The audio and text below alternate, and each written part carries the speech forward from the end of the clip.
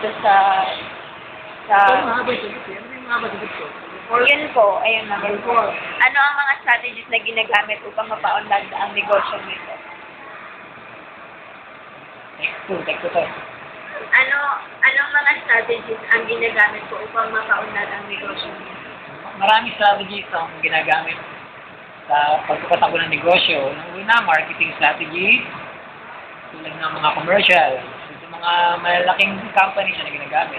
Dito naman sa amin, pwede kami dun sa mga flyering, yan, mga marketing strategy namin. Banners, tapos pagbibigay ng mga leaflet, tapos pagbibigay ng mga promotion items, discount, yun yung mga ginagawa namin. Para lalong makilala yung store.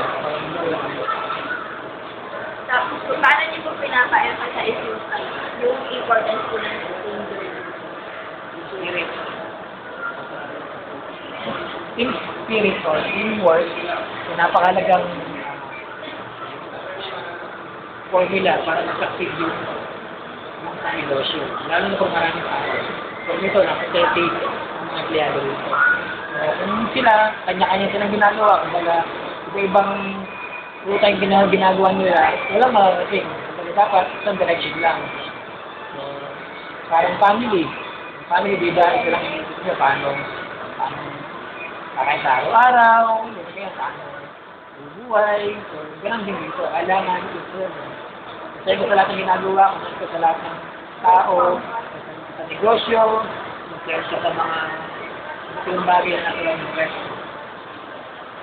Tapos po, ano pong mga qualifications ang kailangan nyo sa mga employees ko na qualifications?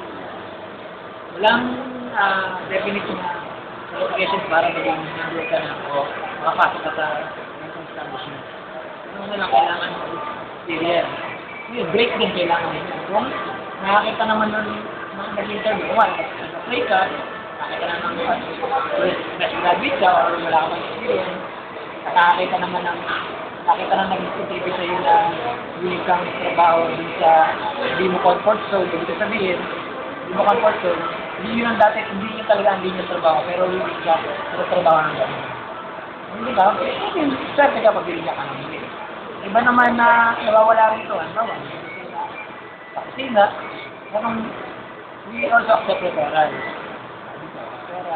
Kasi masusto namin nire-refer kasi at least yung ibang empleyado rito kaya naman siya. O yung empleyado na kaya siya. Ano pong attitude ang ayaw niyo po sa isang employee? Yung attitude ang ayaw niyo na yun. Nanakaw, ganyan. Tapos yung hire o yung sinungaling. Tapos ang absent o yung cabinet. Yan. Ayun, competent. Pero hindi naman ako kukuha ng isang empleyado na ito na bakit sa gagawin. Sa kapatid. Alam ko, kaya niya yun, wala ko siya kita. Yung ano ko lang, besides din sa work-related. Yung work-related, madaling siya matuturuan. Pero yung personality, attitude, ang bago niya. Tapos po, paano niyo po pinamala yung mga tao? Manage sila at as a leader, kailangan good followers. Sabihin, may mga idea sila pinapasa sa'yo, hindi lang ikaw yung laging magaling. Hindi lang ako yung laging magaling. Hindi naman ako pinakamatalino nito. Ginagawa ko sa kanila, merong silang idea, kinukuha ko. Tapos, syempre, kailangan makita mo na as a leader, madaling makapasunod mo sila kasi you set a good example. Kapag yung ginagawa rito, kailangan alam mo rin. Kasi ikaw nga yung pinaka-leader nila eh. Kung hindi mo alam yung paano patakbuhin to, eh, bakit ka ba dito? Yung ibang isang department, o maraming department ka na hindi alam, hindi mo alam kung paano yun. Saka, kapag ikaw leader ka, alam mong gawin yung pinaka-mababang vision hanggang sa pinaka-mataas vision. Alam mo. Hindi mo sasabihin na master mo dapat, pero kung kailangan magugas ng plato, ayun na. Kasi yung set a good example. Hindi ko rin nalubos yung Oo, klaro. Yan na. tapos ko, pag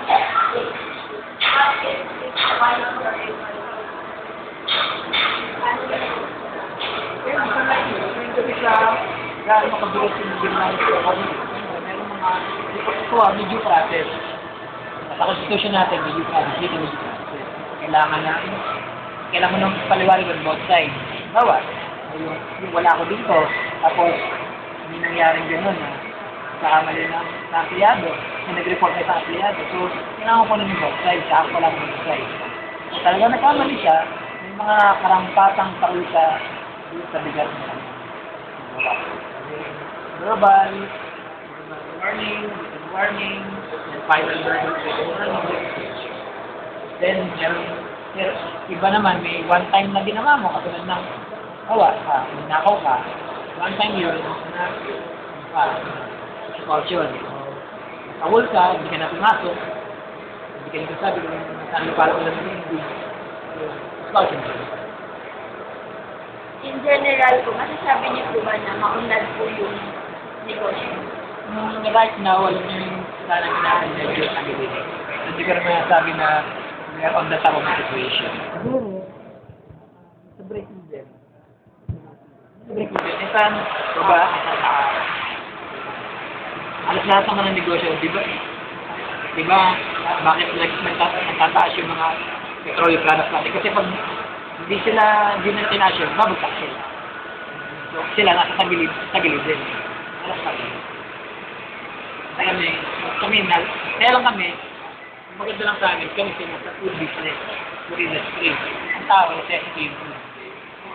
Hindi katulad ng cellphone. Hindi ka naman araw-araw hindi yung cellphone. Pero dito, pwede ka araw-araw kung hindi.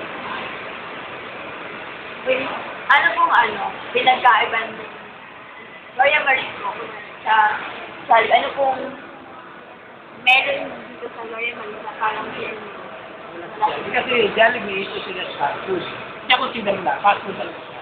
Kasi self-service.